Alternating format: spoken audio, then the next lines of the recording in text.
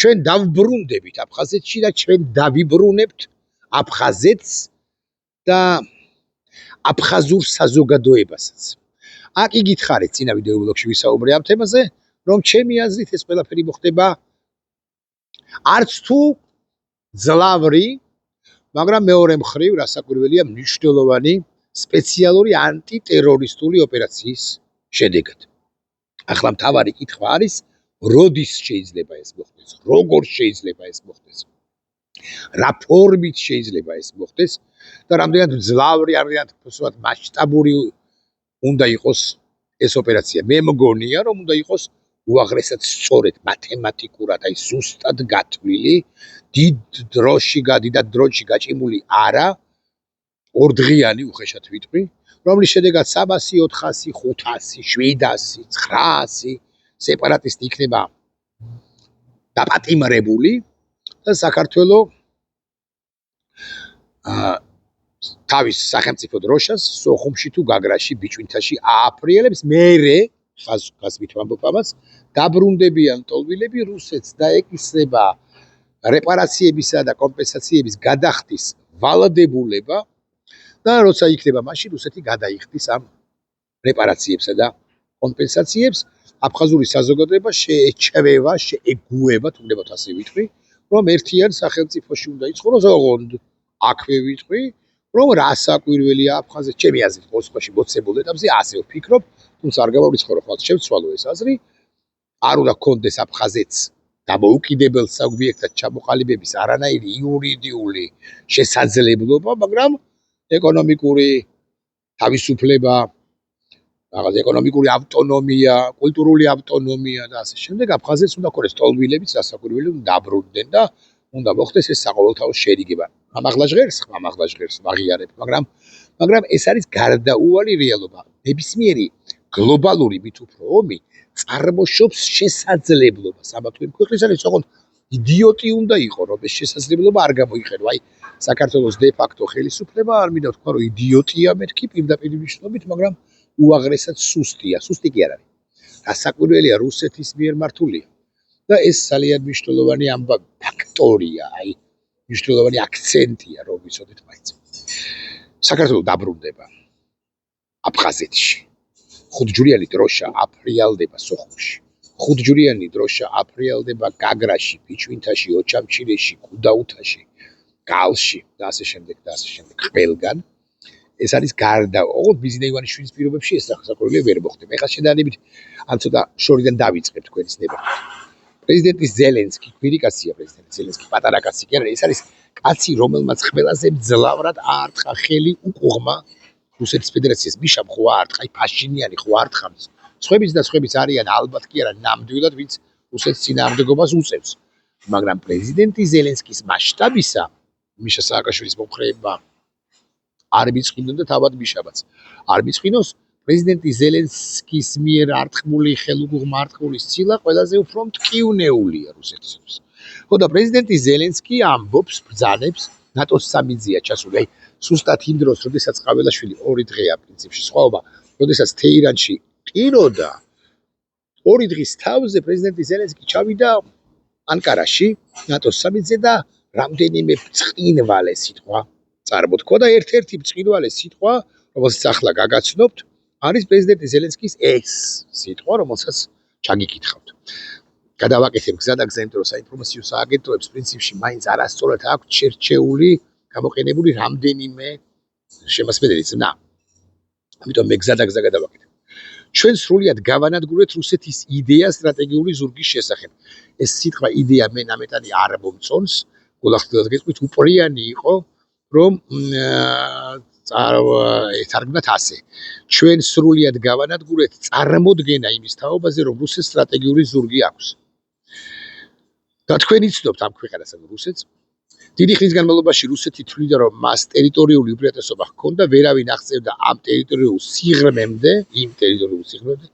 სადაც მას შეეძლო უსაფრთხოდ შეენახა სამხედრო წარმოება. სამხედრო აღჭურვილობა და ყველაფერი რაც ომზე იყო დამოკიდებული. ეს ყველაფერი ეყრდნობოდა რწმენა წარმოდგენას, რომ მას ვერავინ მიცდებოდა, ჩვენ კი მივწვდით. ეხლა მართლაც რუსეთი სტრატეგიულ სიღრმეებამდე ვერც ვერავინ ვერ აღწევდა. საერთოდ რუსეთი ქმნიდა მითს იმის თაობაზე, რომ ის არის უძლეველი სახელმწიფო და უკრაინამ დროთა განმავლობაში იმგვარი ტექნოლოგიური უპირატესობა მოიპოვა რუსეთზე, რომ ახლა უკვე რა ხდება? ახლა უკვე და პირველ ყოვლისა ზელენსკის ამას გულისხმობს, რომ ურალს იქით არსებული ნავთობგადამამუშავებელი ქარხანა, მათ შორის პირველ ყოვლისა ომსკის ნავთობგადამამუშავებელი ქარხანა ბრუხდა ვეთქდება, აღარ არსებობს, განადგურებული. და რუსეთს წლები დასჭირდება იმისთვის, რომ იმ სიმძლავრეებს აღადგინოს და იმ სიმძლავრეებზე გაიყვანოს ომსკის ასე მაგალითად ნავთობგადამამუშავებელი ქარხანა, სიმძლავრეებზე ის იყო გასული 10%-ს რუსეთისთვის აუცილებელი საწვავისა, ბენზინისა აწარმოებდა სწორედაც რომ ომსკის ნავთობგადამამუშავებელი ქარხანა. მოკლედ, რაც მთავარია, რაც უფრო მნიშვნელოვანია ომსკი ომსკად, მაგრამ რუსეთის წინააღმდეგ ასე გულადადმებრძოლმა უკრაინამ დაარღვია და ანგრია მითი რუსეთის უძლეველობის და სტრატეგიული უპირატესობის თაობაზე. რუსეთს ვერავინ დაამარცხებს ბატონებო. Россию не победить, ასე ამბობდნენ რუსები და ასე ამბობდნენ ქართველი რუსების. ბიზნესს ასე ფიქრობს, ხომ ასეა, ჩვენ ხომ ვიცით ეს და აი უკრაინა ახლა უკვე ამ მითებს რუსეთის უძლეველობის თაობაზე ანგრევს და ანგრევს. მე ნელ-ნელა მივდივარ აფხაზეთამდე. ახლა ისმის კითხვა, თავარი კითხვა. უკრაინა რომ იმარჯვებს, ეს უკვე ცხადზე ცხადია. რა საკვირველია, რუსეთის დღევანდელი ხელმძღვანელობა ვერ შეეგუება ამ დამარცხებას, მაგრამ კითხვა ასეთია, პრინციპში იქნება კი ამ შემადგენლობით რუსეთის ხელმძღვანელობა იქნება და პუტინს ძალიან მძიმე დღეები ელის, იქნება და პუტინს დააყირავებენ, იქნება და ეთქვიან, რომ იცი რა არის, შენ ვერ გაიმარჯვე ამ ომში და საერთოდაც არ უნდა დაგეწყო რუსეთისათვის ეს რუსეთისათვის კატასტროფული ომი და შედარებით დემოკრატები ხმამაღლა თქვამია, მაგრამ შედარებით უკან რომ დაიხევენ იმგვარი ტიპები მოდიან კრემლში რუსეთის სათავეში. ხო და ეხლა კითხვა თავარი ამგვარია. როდესაც უკრაინა გაიმარჯვებს, იმარჯვებს მხოლოდ უკრაინის ტერიტორიაზე, ანუ განდევნის დონბასიდან, დონეცკიდან, ლუჰანსკიდან, ყირიმიდან, ზაპოროჟიეს ნაწილიდან და ხერსონის ნაწილიდან თუ კიდე უფრო შორს მიდის უკრაინა და არ უტოვებს შესაძლებლობას რუსეთს, რომ გარკვეული პერიოდის შემდეგ რუსეთმა რევანში აიღოს უკრაინაზე გარკვეული პერიოდის შემდეგ ხაზგასმით ვამბობ ამას. ასეა და თუ უკრაინა და მე მგონი რომ ასე აქამდე მივდივართ ჩვენ, უკრაინა ისე ასუსტებს რუსეთს, რომ რუსეთს თუნდაც 10, 15, 27, 32, 38 წლის შემდეგ აღარ ექნება შესაძლებლობა, რომ უკრაინას ან ნებისმიერ თავისუფლების მოყვარე ქვეყანას შეუტიოს. აქამდე მივდივარ, ასეთი სცენარია რეალურად ახლა ამ საჭადრაკო გეოპოლიტიკურ დაფაზე ასეთი განლაგება, ასეთი ვითარებაა შექმნილი. და თუ უკრაინა სწორედ ამ გზით მიდის, შესაბამისად რუსეთის სატელიტები, ამ შემთხვევაში ივანიშვილს არ გულისხმობ, რუსეთის სატელიტებიც აფხაზეთის სეპარატისტული რეჟიმი მაცხდება, მოდი ასე ვიტყვი, თქვენ ისწრებთ ბუნებრივად მეთქი, თუმცა გარკვეული ძალისხმევა ქართულ სახელმწიფოს, საქართველოს სახელმწიფოს საიმისოდ რომ დამარცხდეს რუსეთის ანკლავი თუ რუსეთის საყრდენი კავკასიის რეგიონში აფხაზეთის სეპარატისტული რეჟიმი და ცხინვალის რეგიონის სეპარატისტული რეჟიმი, საქართველოს სახელმწიფოს დასჭირდება ოღონდ. აქ ძალიან მნიშვნელოვანი ამბავია. ქართულ სახელმწიფოში ვის გულისხმობთ? საქართველოს დღევანდელ ხელისუფლებას თუ გულისხმობთ, გარწმუნებთ რომ ცუდებით. საქართველოს დღევანდელი ხელისუფლება თითზე არ დააკარებს, ქვაზე არ დადებს, არაფერს გააკეთებს იმისთვის, რომ აფხაზეთში არსებული სეპარატისტული მოძრაობა ან აფხაზეთის დღევანდელი სეპარატისტული ხელისუფლება დამარცხდეს. ისევ რაღაც სულელურად ილაპარაკებს მშვიდობის აუცილებლობაზე, ოღონდ მისთან, აფხაზეთის სეპარატისტულ რეჟიმთან ან რუსეთთან, რომელიც იმხანად აღარც იარსებებს ამ ფორმით, ყოველ შემთხვევაში, რატომ არ იარსებებს? მიხვდება რა პირობითად ჩუვაშეთი, მიხვდება რა პირობითად ტატარსტანი, მიხვდება რა ნებისმიერი სხვა მეტნაკლებად მძლავრი რეგიონი, ბუნებრივად მძლავრი რეგიონი რუსეთისა იმას, რომ მოსკოვი დამარცხებას ვერ გადაურჩება, მოსკოვი მარცხდება, ისინი ყველაზე მინიმუმ ვიტყვი, მეტ თავისუფლებას, მეტ ავტონომიურობას მოითხოვენ არა მხოლოდ ჩუვაშეთი და ტატარსტანი, არამედ კავკასიის რეგიონი, ჩრდილოეთ კავკასია იგულისხმება, კავკასიის რეგიონის რამდენიმე თვითმკვარი რომ შეიძლება იყოს იმგვარი რესპუბლიკა, მაგალითად დაღესტანი, მაგალითად ინგუშეთი, მაგალითად გაგიკვირდებათ და ჩეჩნეთი თუნდაც კადიროვის პირობებში რასაკვირველია უფრო ველი იმას რომ კადიროვი აღარ იარსებებს, მაგრამ კადიროვი რომც იყოს, იმ შემთხვევაშიც კი კადიროვიც კი იტყვის რომ მე განვეშორები, მე განვქორწინდები პუტინისა მოსკოვისაგან, რომელიც მარცხდება და რომელსაც ყველა ნავთობგადამამუშავებელი ქარხანა უფეთქდება, მაგრამ ნავთობგადამამუშავებელ ქარხანაშიც არ არის საქმე. ყველა სტრატეგიული ობიექტი უფეთქდება და მე ძალიან მაშინებს უკვე ეს უკრაინული საოცარი ჩიტები, დრონები, რომლებიც ჩვენ შედარში შეიძლება გროზდოში ჩამოვარდეს, ოღონდ გროზდოში შეიძლება მანამდე ჩამოვარდეს, არა მხოლოდ მაშინ, როდესაც კადიროვი ამას მიხვდება, არამედ მანამდე ვიდრე მიხვდება. ხო და მე მგონია რომ რუსეთი ამ გზითაც მიდის, რუსეთი იძულებული იქნება რომ რუსეთში დეზინტეგრაციული პროცესები გარდაულად დაიწყება, იძულებული იქნება რასწორად სიტყვა, რუსეთში გარდაულად დაიწყება ეს დეზინტეგრაციული პროცესები, რომლებმაც ვინიცის და შეიძლება რუსეთის სრულ განადგურებამდეც კი მიიყვანოს ეს ახლაც ოდესღაც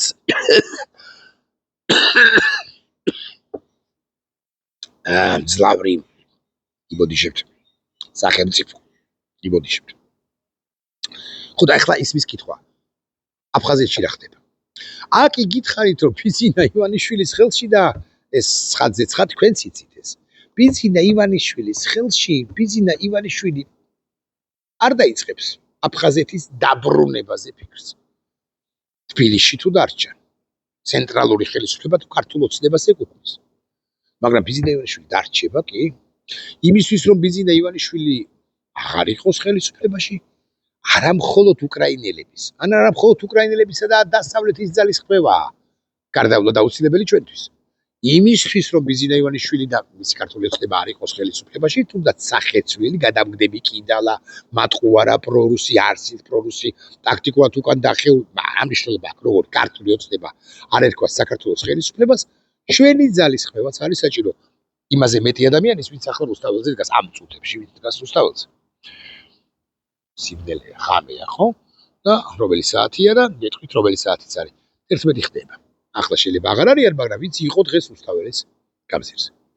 და ასევე რასაკვირველია, გარდაულად აუცილებელია სანქციები დასავლეთის მიერ მიღებული სტრატეგიული განაცხადება ბიზინა ივანიშვილის დამთავრების თაობაზე, ქართველი ხალხის ძალისხმევაზე გითხარით, ოღონდ მათიც, ვინც ახლა ბიზინისტია, ისინიც უნდა გამოფხიზნონ და მიხვდნენ, რომ ეს კაცი არ ვარგა, არ გვარგია. აგრეთვე გაგიკვირდებათ და უკრაინის განაცხადება იმის თაობაზე, რომ რუსეთი გადაანადგუროს ისე, ყველაზე სწორი ზმნა არის, გადაანადგუროს ისე, რომ რუსეთს თუნდაც 10 წლის შემდეგ არ კონდეს რევანშის შესაძლებლობა. ზელენსკის არაერთხელ აქვს და თქვა, მოგესალმებით ქართველ ხალხს მივესალმები. მიტინგზე ჩართვა იყო წელიწადნახევრის წინ, შემდგომაც თქვა რამდენიმე სიტყვა, მანამდე თქვა რამდენიმე სიტყვა და ასე შემდეგ და ერთ-ერთი ბოლო სიტყვა, რომელიც საქართველოსთან დაკავშირებით თქვა, ევროპელებს უთხრა ეს პრეზიდენტმა ზელენსკიმ იყო ამგვარი. არ უნდა მიატოვოთ თქვენ ევროპელებო საქართველოს, მიუხედავად იმისა, რომ საქართველოს ამგვარია მოცემულ ეტაპზე, რომ პრორუსები მართავენ, საქართველოს მიტოვება არ გეგებით, არ შეიძლება. ეს არის სიგნალი ევროპისათვის, ბრიუსელისათვის, ან ცალკეული სხვა სახელმწიფოების დედაქალაქებისათვის, რომ ქართველი ხალხი იბრძვის და ჩვენ, როგორც ყველაზე უფრო წელგამართულები მორალურად არ ვაპირებთ საქართველოს მიტოვებას. ეს არ ნიშნავს იმას, რომ ბიზინა ივანიშვილის ჩამოგდებაში უკრაინა მოგეხმარება, არ მოგეხმარება და გულწრფელად გითხრით, არც უნდა მოგეხმაროს. უფრო ძალისმიერი გზით, რასაკვირველი ასეა და არა ჩვენი გასაკეთებელია. ბიზინა ივანიშვილის დასრულებაში კანონიერი გზით. მაგრამ ეს ნიშნავს იმას, რომ რუსეთის არსებული სამხედრო ბაზები, რომლებიც ცხინვალსა და აფხაზეთში არიან, ბუნებრივი ლეგიტიმური სამიზნეები გახდებიან უკრაინისა, რამდენადაც ისინი რუსეთის იმპერიის გაძლიერებას, ან რუსეთის იმპერიის არსებობას, როგორც ასეც ემსახურებიან. სხვაშორის ეს არ ეხება მხოლოდ ოჩამჩირის ან სოხუმის ან არ ვიცი, გუდაუთის სამხედრო ბაზას, ეს ეხება გაგიკვირდებათ და გიუმრის სამხედრობაზეც. ანუ ყველგან უნდა ამოიზირკოს რუსეთი ყველა სივრციდან. მათ შორის პირველ ყოვლისა ზელენსკის ამოცანა რა არის? მათ შორის, იმიტომ რომ აღალანაირი, აი 0.02%-იანი საფრთხეც კი აღარ ემუქრებოდეს რუსეთისაგან ან რუსული ბაზებისაგან უკრაინას უკვე სამომავლოდ. არა, ბევრი თქვენგანი მირყვის, რომ თუ მოსკოვი დაეცემა რა ოჩამშირის ბაზა და რა გუდაუთის ბაზა და რა გიუმრის ბაზა მოცოცხავენ ისინი წავლენ ამ ბაზებიდან, რომ სწორი ბრძანებაა. მაგრამ თუ არ წავლენ, ამ შემთხვევაში ლეგიტიმურ სამიზნეებად იქცევიან. ამ ვიდეო ბლოგში, როცა ვფიქრობდი ამ ვიდეო ბლოგზე, მე ვფიქრობდი თემაზე უნდა მეხსენებინა თუ არა ქართული ლეგიონი, არა მხოლოდ ქართული ლეგიონი, არამედ ზოგადად ყველა ქართველი, რომელიც სხვადასხვა ლეგიონში, სხვადასხვა დაჯგუფებაში, სხვადასხვა შენაერთშია, ქართველები, რომლებიც იბრძვიან უკრაინისა და საქართველოსთვის უკრაინის ტერიტორიაზე მოცემულ ეტაპზე. მე ვფიქრობდი ამ თემაზე. უკვე ქართული ლეგიონი მხოლოდ იმიტომ ვახსენე, რომ ყველაზე უფრო მრავალრიცხოვანია პატივისცემა ლეგიონის ყველა წევრს. მე ვიტყვი სხვაგვარად და სხვა ფორმით ვიტყვი. გადაწყვეტილება მივიღე, რომ ეხსენებინა ეს ბიჭები, რომელიღაც ეტაპზე ომის დასრულებისთანავე უნდა მათი უმრავლესობა ყოველ შემთხვევაში უნდა გახდნენ საქართველოს ოფიციალური შეერაღებული ძალების თავდაცვის ძალების წევრები და თავიდან ბოლომდე უნდა გარდაქმნან საქართველოს შეერაღებული ძალები და მათ უზარმაზარი როლი უნდა შეასრულონ საქართველოს თავდაცვისა და უსაფრთხოების ყველა სიტყვას მეტნაკლებად ზობავ და ვწონი თავდაცვისა და უსაფრთხოებისა და ტერიტორიული მთლიანობის აღდგენის პროცესში მე არ ვგულისხმობ იმას, რომ ეს ბიჭები უნდა წავიდნენ და უნდა იოვონ აფხაზეთში, არ ვგულისხმობ. მაგრამ ამ ამბავს სხვა ინგრედიენტებიც აქვს, სხვა შემადგენლებიც აქვს და ამ ბიჭების როლი იქნება ყველა სინახლოს 3,000-4,000 კაცის იქნება განუზომელი. ისე როგორც თავდაცვის დღევანდელი ძალების ჯანსაღი ნაწილისა. აი ახლა ასე ვიტყვით თქვენის დემარკით. იმიტომ რომ იქ არიან არაჯანსაღი ნაწილი, არის იქ თავდაცვის ძალებში ძალიან დიდი ბოდიში ამას რომ ვამბობ. მაგრამ უმრავლესობა არის სწორედაც რომ პატრიოტი. ეს პატრიოტები თავდაცვის ძალებში ახლა რომ აღირიცხებიან და ის ბიჭები, რომლებიც მოინდომებენ თავდაცვის ძალებში მსახურებას გარკვეული პერიოდის შემდეგ უნდა შეერთით და ერთად უნდა ჩავაბაროთ მათ თავდაცვისა და უსაფრთხოება ჩვენი ქვეყნისა. და თავდაცვა და უსაფრთხოების სისტემის გამართვის გათვალისწინებითაც, თუმცა სხვა კონცეფციების შესაქმნელია, სხვა მიმართულებებითაც სამუშაოა, ჩვენ ტერიტორიულ მთლიანობას სპეციალური ანტიტერორისტული ოპერაციის შედეგად აღვადგენთ. და უკრაინელებიც თუ ამასობაში ბიზნა ივანიშვილი გაჯიქურდა და გადაფსიხდა და სტანისამოსი შემოიფხრიცა, უკრაინელების მოგვეხმარებიან, იგულისხმება რუსული სამხედრო ბაზები დაიბომბება უკრაინელების მიერ. მერე სადმირის ივანიშვილი. უბრალოდ ისედაც სადმირის და ასედაც სადმირის, მაგრამ მერე მით უფრო სადმირის. კითხვაა ეს. არა მხოლოდ საქართველოში, კავკასიის რეგიონში, არამედ ყაზახეთში, ცენტრალურ აზიაში, ცენტრალური აზიის ცალკეულ სახელმწიფოებში.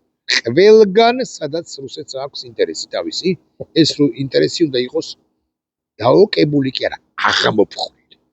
რუსეთი ისე უნდა დამარცხდეს.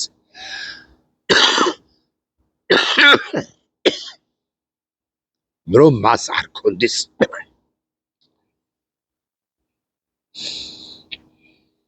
არანაირი რევანშის განხორციელების უნარი შესაძლებლობა თუნდაც დამარცხებიდან 20 წლის თავზე. არანაირი პუტინი 2 არ უნდა დაიბადოს, ზელენსკი იზრუნებს ამას. ჩვენ უნდა ავყვეთ, უბრალოდ უნდა ავყვეთ, რომ აქაური რუსები უნდა დავამარცხოთ კანონიერი გზით.